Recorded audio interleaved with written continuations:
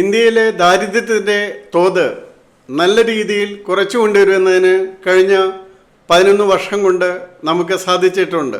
World ബാങ്കിൻ്റെ report അനുസരിച്ച് ഇത് 16.2% 2011-12 2.3% 22-23 ആയപ്പോഴേക്കും കുറഞ്ഞിട്ടുണ്ട് എന്നുള്ളതാണ്. ഇപ്പോൾ 2-3 വർഷം കൂടി കഴിഞ്ഞിരിക്കുന്നു. തീർച്ചയായും അതിലും കുറവ് വന്നിരിക്കും. ഇത് ഗവൺമെൻറ്റിൻ്റെ സേവന പ്രവർത്തനങ്ങളുടെ പ്രത്യേകിച്ച് വെൽഫെയർ മെഷേഴ്സിൻ്റെ കാര്യങ്ങൾ കൊണ്ടാണ്. അത് പ്രത്യേകിച്ചും ഡയറക്റ്റ് ടു ബെനിഫിഷ്യറി തുടങ്ങിയ പ്രോഗ്രാംസിനോട് കൂടിയുള്ള പ്രവർത്തനങ്ങൾ കൊണ്ടാണ് ഇത്രയുമധികം വ്യത്യാസങ്ങൾ വന്നിരിക്കുന്നത്. അതുപോലെ എക്സ്ട്രീം പോവർട്ടി എന്ന് വേൾഡ് ബാങ്ക് പറയുന്നത് സാധാരണ $2.15 പെർ ഡേ അതിന് അത്ര കിട്ടുന്ന അത് വെച്ചിട്ടാണ് കണക്കാക്കിയിരിക്കുന്നത്. എന്ന് വെച്ചാൽ ഏകദേശം 180 രൂപയോളം വരും. ആ 180 രൂപ ഒരു ദിവസം കിട്ടുന്നത് കണക്കാക്കി നോക്കിയാൽ അത് ഇന്ത്യയിൽ 16.2% നിന്ന് 2.3% കുറഞ്ഞു എന്നാണ് പറയുന്നത്. ഇതാരോ പറയുകയുണ്ടായി ഇതിൻ്റെ 2.15 എന്നുള്ളത് കുറയ്ക്കുകയുണ്ടായി എന്നുള്ളത്. അങ്ങനെ കുറയ്ക്കുകയൊന്നും ഉണ്ടായിട്ടില്ല. 2.15 പെർ ഡേ ഡോളറാണ്. അത്രയും ഡോളർ ലഭിക്കുന്നതാണ് എക്സ്ട്രീം പോവർട്ടി ആയിട്ട് കണക്കാക്കുന്നത്. ഇനി മൾട്ടി ഡയമെൻഷണൽ പോവർട്ടി എന്ന് പറയുന്ന വ്യത്യസ്തമായ മറ്റൊരു ഇൻഡെക്സ് ഉണ്ട്. അത് ഹെൽത്ത്, എഡ്യൂക്കേഷൻ, ലിവിങ് സ്റ്റാൻഡേർഡ്സ് അത് 25% നിന്നും 2015-16 അത് 10% 2025 കുറയുകയാണ് ഉണ്ടായത്. നീതി ആയോഗ് റിപ്പോർട്ട് ചെയ്യുന്നത് 24.9 കോടി ജനങ്ങളെ were lifted out of poverty, അവരെ ദാരിദ്ര്യത്തിൽ നിന്ന് മുക്തരാക്കി എന്നുള്ളതാണ്.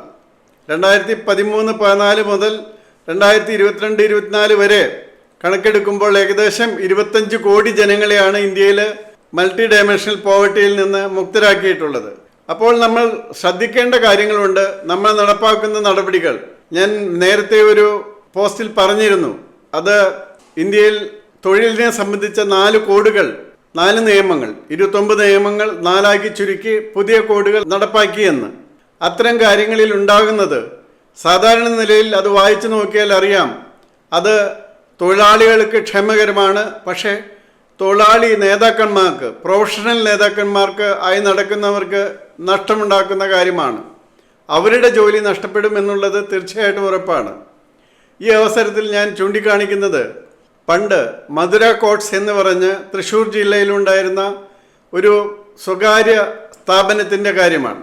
മധുര കോട്ട്സിൽ ഒരുപക്ഷെ ഗവൺമെൻറ് ജോലി പോലും ഉപേക്ഷിച്ച് മധുര കോട്ട്സിൽ ചേരുന്നവരുണ്ടായിരുന്നു. കാരണം അത്രയും നല്ല ശമ്പളം മാത്രമല്ല അവിടെ കൊടുത്തിരുന്നത്, നന്നായി ബോണസ് കൊടുത്തിരുന്നു. അവിടെ റിട്ടയർ ചെയ്യുമ്പോൾ അവിടെയുള്ള ആ റിട്ടയർ ചെയ്യുന്ന ആളുടെ നിർദ്ദേശിക്കുന്ന ഒരാൾക്ക് ജോലി കൊടുത്തിരുന്നു. അങ്ങനെയുള്ള സാധനങ്ങളെല്ലാം ചെയ്തിരുന്ന മധുര കോട്ട്സിൽ സമരം വന്നു. സമരം ഉണ്ടായി. കൂലിക്ക് വേണ്ടി, കൂലി വർധനയ്ക്ക് വേണ്ടി, ശമ്പള വർധനയ്ക്ക് വേണ്ടി ആണ് സമരം വന്നത്. ഇത് വർഷങ്ങൾക്ക് മുമ്പാണ്. അങ്ങനെ 800 രൂപയോ മറ്റോ ആവശ്യപ്പെട്ടു. 400 രൂപ, 700 രൂപ, 500 രൂപ വരെ മാനേജ്മെൻറ്റ് സമ്മതിച്ചു. പക്ഷേ തൊഴിലാളികൾക്ക് അത് സമ്മതമായിരുന്നു, തൊഴിലാളി നേതാക്കന്മാർക്ക് അത് സമ്മതമായിരുന്നില്ല. അവസാനം ആ സമരം അവസാനിച്ചില്ല, സമരം തുടർന്നു. തൊഴിലുടമകൾ ആ സ്ഥാപനം പൂട്ടി പോയി. അതിനുശേഷം അതിലുണ്ടായിരുന്ന വളരെയധികം ജീവനക്കാർ ആത്മഹത്യ ചെയ്യുകയും മറ്റും ചെയ്യേണ്ടി വന്നു. നമ്മൾ മനസ്സിലാക്കേണ്ടത് തൊഴിലാളിക്ക് വേണ്ടിയാണോ, തൊഴിലാളി നേതാക്കന്മാർക്ക് വേണ്ടിയാണോ ലേബർ യൂണിയനുകൾ പ്രവർത്തിക്കുന്നത് എന്നുള്ളതാണ്. അപ്പോൾ അത്തരം കാര്യങ്ങൾ കൂടി നമ്മൾ ഈ പോവർട്ടി റിഡക്ഷൻ്റെ കാര്യത്തിലും മനസ്സിലാക്കണം. ഇതൊക്കെ ചെയ്യണമെങ്കിൽ ഇങ്ങനെയുള്ള നിയമങ്ങൾ ഉണ്ടായേ പറ്റൂ.